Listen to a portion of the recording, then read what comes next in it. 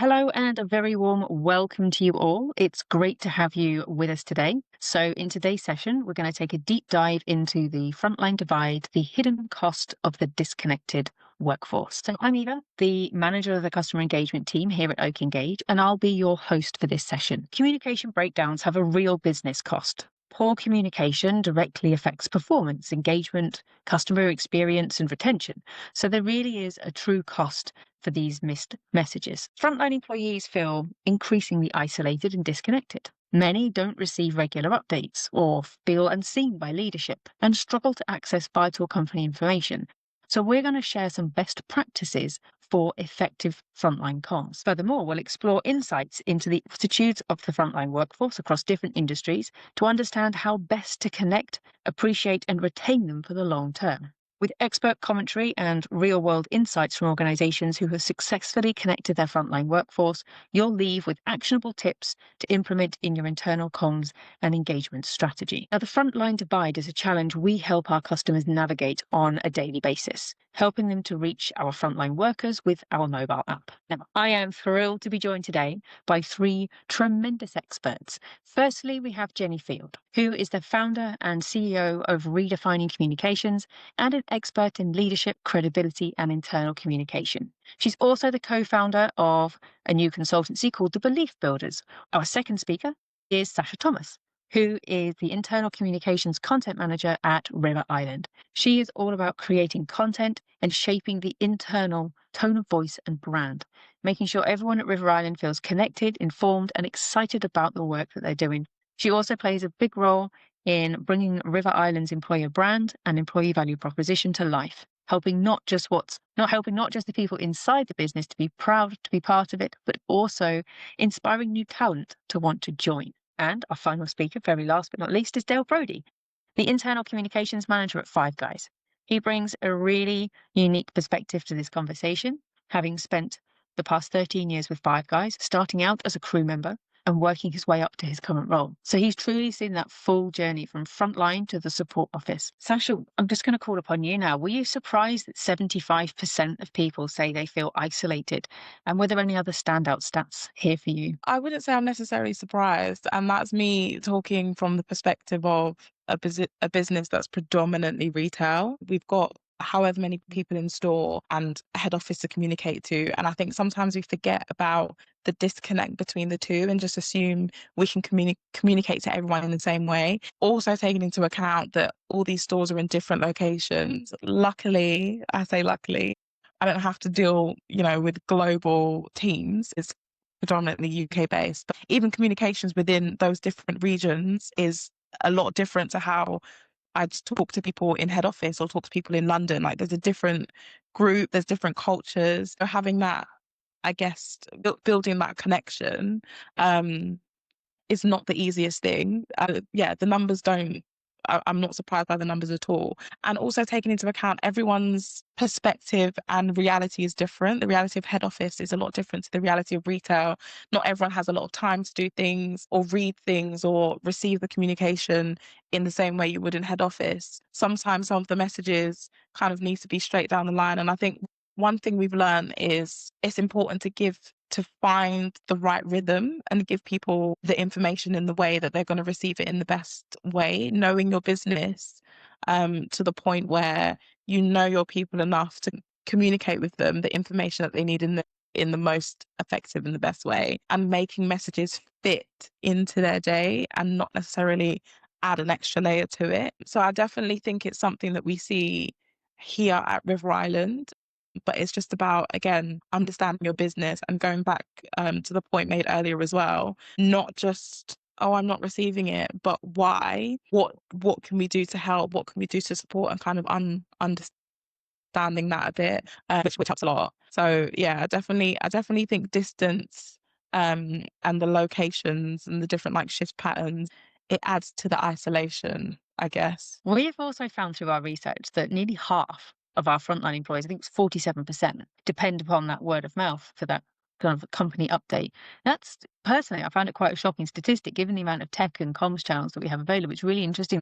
That is people's preferred method, is that human kind of interaction. And interestingly, one of our participants of our survey gave some feedback saying that they feel neglected and unheard, which prevents frontline workers from offering that valuable on the ground insight to leadership as well. So that missing that face to face communication is probably meaning that that is missing. And then I guess sometimes there's maybe the risk that it might go to the line manager and not go any further, which is where perhaps technology comes in to enable people to have that voice from the ground workers straight to the leadership team. Maybe it's cutting out the people in the middle.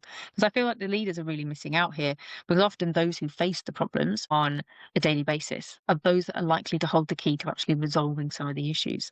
So I'm going to come to you now, Sacha, just in terms of how you tackle the isolation caused by different shift patterns and locations at River Island. I'd be intrigued to hear how you address that situation. Yeah, one thing I always say is firstly, meeting people where they are, understanding how people operate is the most important thing, because there's no point in guessing. How do people want to receive the information? What are they telling you? And kind of, again, just knowing your business as in and out as possible. I feel like there is a huge, you just touched on it, but there's so much importance in having two-way communication, and getting people to give that feedback, not just for feedback's sake, but listening or them being a part of the communication as well. Comms is not a standalone role. It's not just there for one team or one person to do. It needs to be the whole business being a part of it. And it's so interesting as well when you're talking about word of mouth, because I think we forget businesses also reflect real life, and that is how we communicate with each other. It is word of mouth as well, but it's about how reliable is that information? Where are people getting it from? Is it like the business sharing the right information for people to kind of pass along, etc., etc.? Like that's how we operate. And then when you do hear it, is there somewhere for you to kind of go back to have that one source of truth and that information? So I'd say two-way communication is super important. Keeping messages relevant. So if you are somebody who is working in store, your shift pattern or whatever, if you can go back to like having that piece of information, again, that one source of truth. But when you are receiving something, is it relevant? Because if not, I am switched off and I don't feel connected to the business that is talking to me. So I might have sent for example, me sending something out and it's just to head office teams, and somebody who is taking the time out from store to read a message from the business that's not relevant to them. I then feel isolated because I feel, oh, they're not talking to me and that's irrelevant. And then I kind of switch off from communications from there. And equally as well, if I am sending something and it is relevant and they are getting it, is it a mirror? Does it reflect how they see themselves in the business as well? We can't kind of just talk at people. We kind of need to communicate with them to the point where they feel connected. So are they seeing themselves in the messages? Which is why, again, that line manager conversation is so important, because when you communicate to line managers properly, they then start talking to their teams in the way that the business speaks, so that when the business does speak to them directly, everything kind of feels connected and you feel like you're working from the same business and you understand. And we had that quite a bit. I was going to say before I started, not saying that I fixed it, but I'm just saying we had this quite a bit kind of at the beginning, where retail were communicating in their own way and then head office were communicating in their own way. And then when you communicate from comms, no one understands because it's a completely different language, and we can't communicate the way retail communicate because head office wouldn't understand, and vice versa. So creating this, everyone kind of singing from the same hymn sheet in the same language, just makes it easier and makes people feel less isolated. So it doesn't matter who you talk to in the business, if it is word of mouth or it's a message from the business or your line manager or whatever, everyone is kind of saying the same thing in the same way, in a way that matters, and you just kind of see it reflected. So I think that's something, yeah, I'd say those are the things that really, really help a lot. Now, we can see here that we've got rising turnover costs is also one of the other elements that hits the business from these poor comms. And Sacha, I know that there's things that you do at River Island and something that's part of your role in terms of like looking to reduce that employee turnover. I was just wondering if you could tell us a little bit more about that, please. Yeah, I think communication plays, I know us as communicators are banging that drum about how important communications is in terms of morale. And one of the things I always say, because obviously everyone has a different lens that they look at the business through. And I think it doesn't matter what lens you look through. Communication is always, whether people are saying it explicitly or not, or don't realize they're saying it, communication plays such a huge role. River Island, a customer first business, a people first business, but we look after our customer. When people don't have the right communication, they don't have the right information, they don't know where to go for things, they don't know what's going on, it can affect our brand reputation, it can affect just what we're sharing with the customer, it can affect morale, and updates. It doesn't just stop at people missing information. It does have an impact on the rest of the business. And the thing that we do the most is selling product to our customers. And we've had things where people didn't get a business update and they didn't know, for example, a product was launching, a customer comes in and asks about it, they aren't able to give the relevant information. That doesn't just affect that terrible customer experience, but also as the employee, like, how do you feel when your friends are coming to ask you about a new product launch or things happening and you don't know anything about, what's happening in your business? I think there is obviously an onus on the employee to make sure they're reading the relevant updates and getting all the information, etc. But as Jenny said, if you're not giving it to them in the right way, they've got 15 minutes, let's say, a day to read that information. How do we get them the right information that they need to help them feel confident enough to then go out on that shop floor or go out on the front line or wherever and talk to the right people, give them the right information with confidence, and kind of just open up and share. And I think we are also working in an era now where a lot is done behind a screen. People are kind of in their safety zones and, protected by screens and phones and all of this kind of stuff. But people are finding it a bit more, I don't know, they're a bit more cautious about going out face to face and meeting people and talking to customers and kind of getting out there. So I think there is more pressure and more onus on us giving them the right tools to give them the confidence to then go out and do that. Because the added pressure of anxiety and hiding, once you give them the right tools and equip them with the right information, they can kind of just go out and be confident and talk to people and share what they know, and kind of not have that fear. And all of that it bottles down into what culture are you creating, what morale, what environment are you creating to kind of build these people up. And it's so important. Communication is at the heart of that and is at the root of that. And I think people forget that sometimes. So yeah, I'd say communication, obviously, as we know, is key, but it's the driver behind the morale, behind the confidence and the engagement with people, and keeping people confident enough to kind of stay and be invested in the brand and be able to talk about it confidently with customers and people they come into contact with. That's really interesting. I think it's important that we don't kind of lose sight of that, giving people the tools that they need to be able to do their roles. And if people feel like they're supported and they've got an environment where they can thrive, then you're more likely to retain that employee in your business long term. And again, as you mentioned, it's all done through effective communication so that they've got and they understand where they can access the information, the toolkit and everything that they need. And we're now going to come to you, Sacha, and I'm going to ask you, like, when tackling comms at River Island, what strategies have you found most effective? I'll go back to what I said at the beginning, just meeting people where they are. I think basically to what everything Jenny said, basically, plus more. It is about meeting people where they are and fully understanding your workforce, understanding who they are, the different kind of, I guess, in terms of strategizing it.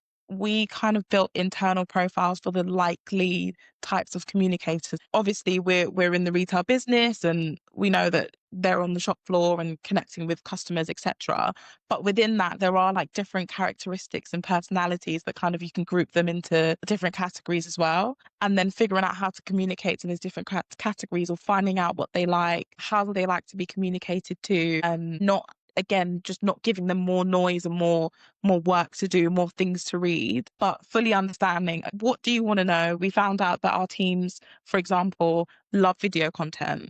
So we put a bit more investment into that, getting the right equipment to make sure we send them the content that they can watch really quickly, or how they respond to it. They love doing their own TikToks and things. So, and they also love seeing themselves. So instead of me getting in front of the camera and saying, you should know this, etc., how do we let them see other teams and how they're doing it? Also listening to different stories and knowing that there are people you kind of work within your team in the store, and you kind of know your teams, you kind of know a bit about head office, etc. But seeing that other teams that work within the business, you know about them, you don't necessarily see them all the time, seeing how they do things and how their store layout is different, giving you different ideas and kind of giving that opportunity to connect. Um, Also, one thing, again, I said this at the beginning, but that I found was really effective, because when we stopped doing this, it had such a huge impact. And that's two-way dialogue or two-way communication. We didn't necessarily stop doing it purposely. We ended up having a platform that didn't make it easy to see people or connect people. And we ended up using Teams, where retail and like all of our frontline workers were in this channel. And then we had a channel for head office, but it meant that head office couldn't see retail and retail couldn't see head office, and kind of again bridging that gap. And then you've got the whole conversation of, I feel isolated. Well, yeah, because there were two separate things happening. So bringing kind of people together, but also giving people the opportunity to speak to each other and have that two-way communication with us as well. So we understand what's working, what's not working. And obviously, as you can see on the screen, now having this platform, seeing all of the amazing things happening, I get really excited. I'm not in store all the time, but seeing some of the stuff that happens in the front line, them getting excited to show you their long receipts and show you their successes and their mini moments, seeing somebody from another store and their successes and their moments, like, oh, we do that too, or we should try this. And again, it builds morale, it gets people excited about things, and it boosts engagement and gets people talking as well. The biggest thing is just having that one source of truth, having that one-stop shop. So when it does get loud, people can choose to block it out and then receive the information in the way they want to receive it. Do they want to, on a Friday, scroll through the news that's been happening every week or every day? Do they want to take that 15 minutes to kind of look through it? They kind of decide how they want to see it and receive it, and giving them the different options on how they want to receive that information and not forcing it down their throat has been really effective. And creating the island has helped us do that really effectively.